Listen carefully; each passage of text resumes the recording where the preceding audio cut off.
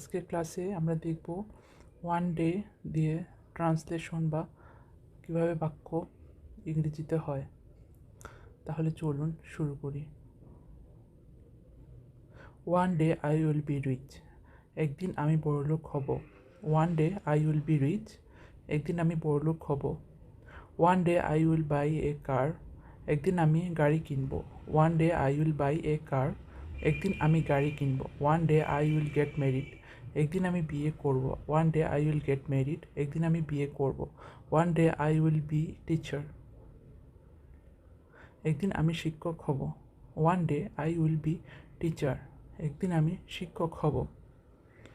One day I will B learn English properly, একদিন আমি পুরোপুরিভাবে ইংরেজি শিখে যাব।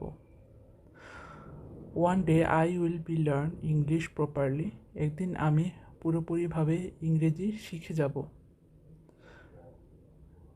তাহলে একবার আমার বলা শেষ, একবার আপনারা নিজে নিজে ট্রাই করুন। ধন্যবাদ।